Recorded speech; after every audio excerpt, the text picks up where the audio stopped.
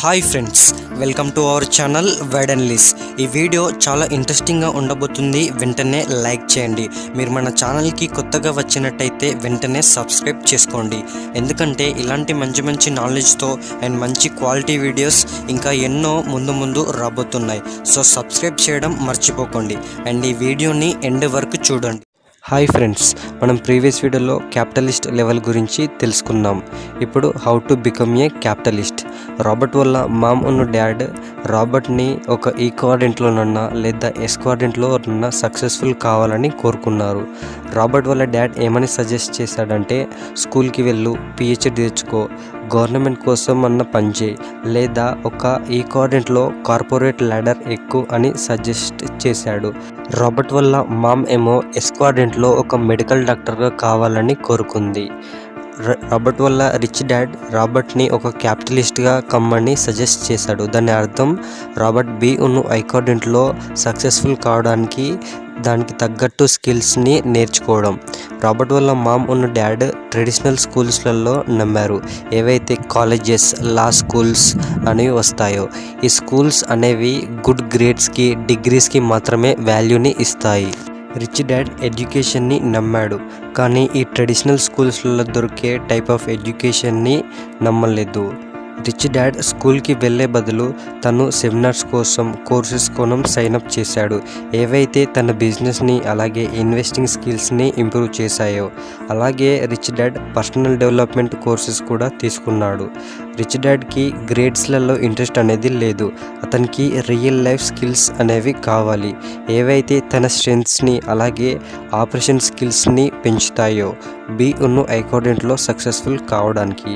ఎప్పుడైతే Robert high స్కూల్లో ఉన్నప్పుడు రిచ్ డాడ్ తరచూ పూణేలోకి వెళ్ళేవాడు, ఎందుకంటే ఎంటర్ప్రెన్యూర్షిప్ మీద అలాగే ఇన్వెస్టింగ్ మీద క్లాసెస్ అటెండ్ కావడానికి. అయితే ఒకసారి రాబర్ట్ వాళ్ళ పూర్ డాడ్తోని ఇలా రిచ్ డాడ్ సేల్స్ క్లాస్కి వెళ్తున్నాడు అని చెప్పాడు. అప్పుడు పూర్ డాడ్ ఏమని అన్నాడంటే, అతనికి ఎవరైనా ఎలా సేల్ చేయాలి అని ఎందుకు నేర్చుకుంటారో అతనికి అర్థం కాలేదు అని అన్నాడు. రాబర్ట్ వల్ల పూర్ డాడ్ రిచ్ డాడ్ని కిందికి చూశాడు, ఎందుకంటే రిచ్ డాడ్ తను హై స్కూల్ని కూడా ఫినిష్ చేయలేదు. ఎందుకంటే రాబర్ట్కి ఇద్దరు డాడ్స్ ఉన్నారు, వాళ్ళకి ఎడ్యుకేషన్ మీద డిఫరెంట్ యాటిట్యూడ్స్ అనేవి ఉన్నాయి.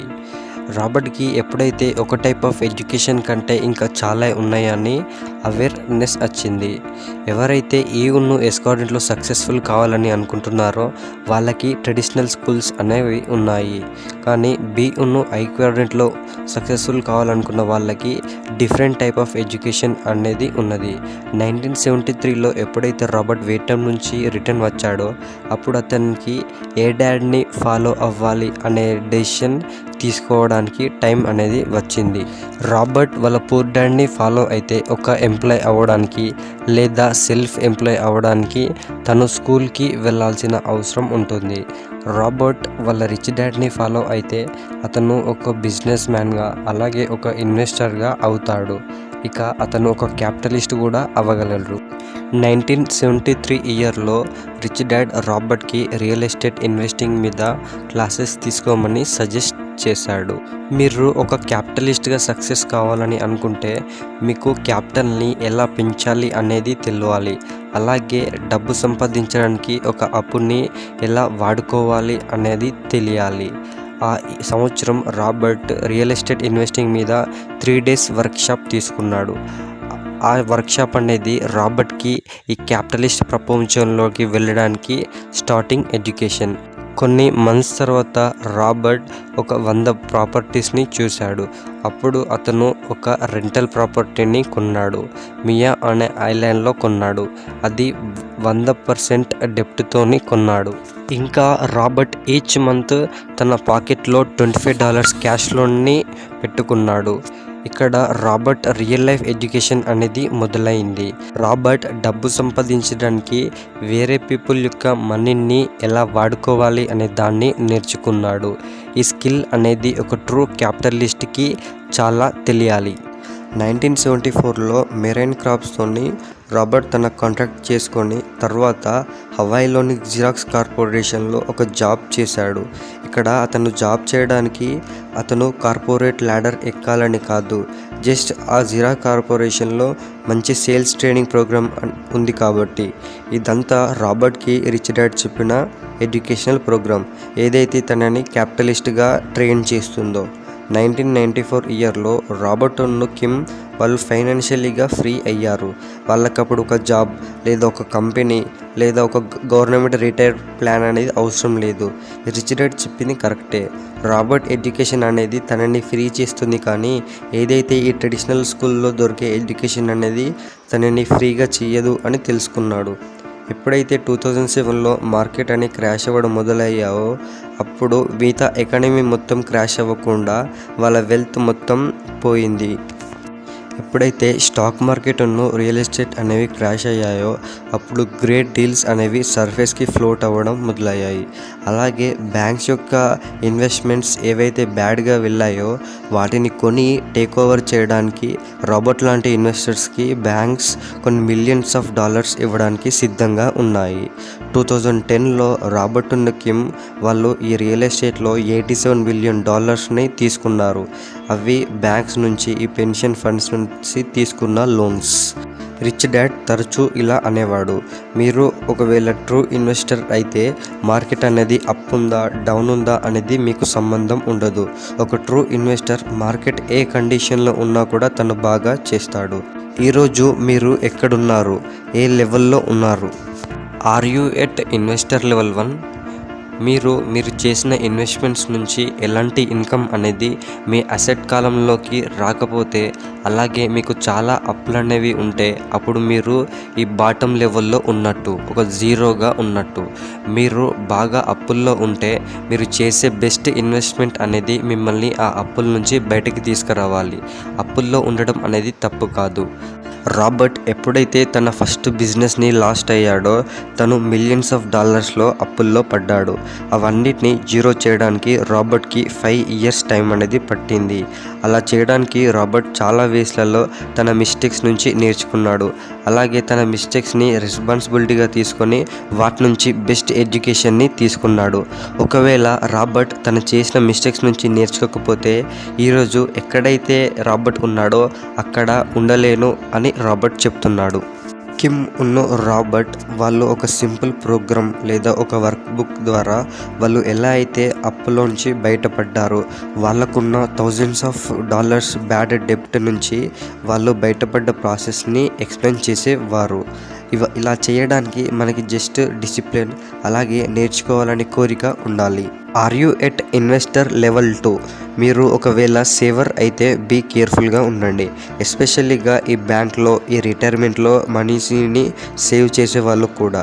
జనరల్గా సేవర్స్ అనేవాళ్ళు లూజర్స్. పీపుల్ ఎవరైతే ఏదైనా నేర్చుకోవాలని ఇంట్రెస్ట్ ఉండదో అలాంటి వాళ్ళు ఈ సేవింగ్ అనే స్ట్రాటజీని ఫాలో అవుతూ ఉంటారు. మీరు సేవ్ చేయడానికి ఎలాంటి ఫైనాన్షియల్ ఇంటెలిజెన్స్ అనేది అవసరం లేదు.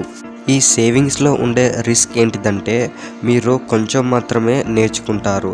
ఒక్కసారి మీరు చేసుకున్న సేవింగ్స్ అనేవి అయిపోతే అది ఒక మార్కెట్ డిక్లైన్ ద్వారా కావచ్చు, లేదా మీ మనీ యొక్క డివాల్యుయేషన్ కావచ్చు. ఇక అప్పుడు మీరు ఎలాంటి మనీ లేకుండా, ఎలాంటి ఎడ్యుకేషన్ లేకుండా లాస్ అవుతారు. $US అనేది 1971లో 95% దాని వాల్యూని పడిపోయింది. ఇక రెస్ట్ ఆఫ్ వాల్యూని లాస్ కావడానికి దానికి ఎక్కువ టైం అనేది పట్టదు. ఒక పర్సన్ ఎవరైతే ఒక గోల్డ్ని రాంగ్ ప్రైస్లో కొంటాడో అతను ఆ గోల్డ్ని సేవ్ చేసినా కూడా మనీని లాస్ అవుతాడు. రాబర్ట్ ఈ ఇన్వెస్టింగ్ మీద కొన్ని కోర్సెస్ని సజెస్ట్ చేశాడు. అది స్టాక్స్లో కావచ్చు, రియల్ ఎస్టేట్లో కావచ్చు. మీకు ఏదైనా ఇంట్రెస్ట్ ఉంటే అది చేయండి. లేదు మీకు ఏది ఇంట్రెస్ట్ అని అనిపించకపోతే అప్పుడు మీరు ఈ సేవింగ్ చేస్తూనే ఉండండి. గుర్తుంచుకోండి, ఈ బాండ్ మార్కెట్ అనేది ప్రపంచంలోనే బిగ్గెస్ట్ మార్కెట్. ఎందుకంటే చాలామంది పీపుల్ అలాగే బిజినెసెస్ అనేవి సేవర్స్, అంతేగాని వాళ్ళు ఇన్వెస్టర్స్ కారు. ఇలా చెప్పడం అనేది సేవర్స్కి కొంచెం స్ట్రేంజ్గా అనిపిస్తుంది, కానీ బాండ్ మార్కెట్కి, బ్యాంక్స్కి వాళ్ళకి బారోవర్స్ అవసరం. Are you at investor level 3? ఈ లెవెల్ అనేది ఇన్వెస్టర్ లెవెల్ 2కి సిమిలర్గా ఉంటుంది. ఈ లెవెల్లో ఉండే ఇన్వెస్టర్స్ వాళ్ళు స్టాక్స్లో, బాండ్స్లో, మ్యూచువల్ ఫండ్స్లో, ఇన్సూరెన్స్లో ఇన్వెస్ట్ చేస్తూ ఉంటారు.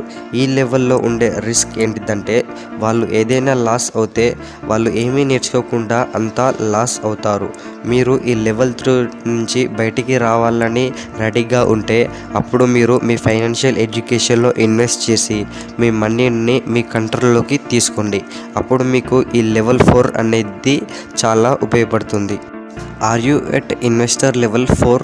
మీరు ఒకవేళ ప్రొఫెషనల్ ఇన్వెస్టర్ అయితే కంగ్రాచ్యులేషన్స్.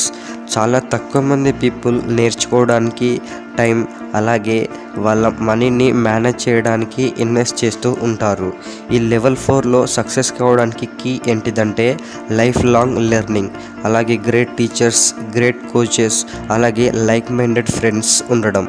ఈ లెవెల్ 4 ఇన్వెస్టర్స్ వాళ్ళ జీవితాలని వాళ్ళు కంట్రోల్లోకి తీసుకుంటారు.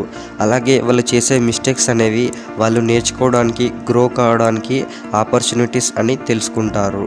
వాళ్ళకి ఈ ఇన్వెస్టింగ్ అనే భయం వాళ్ళని భయపెట్టదు, జస్ట్ వాళ్ళని ఛాలెంజ్ చేస్తుంది.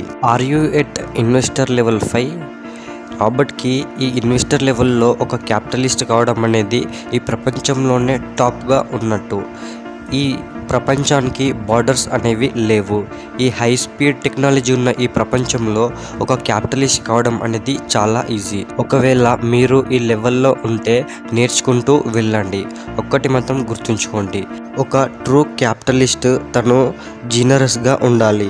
ఎందుకంటే ఒక బీ కోడెంట్ క్యాపిటలిస్ట్ తను ఎంతైతే రిసీవ్ చేసుకోవాలని అనుకుంటున్నాడో అంతగనం మళ్ళీ ఖచ్చితంగా తిరిగి ఇవ్వాలి అని ఆ క్యాపిటలిస్ట్కి తెలుసు.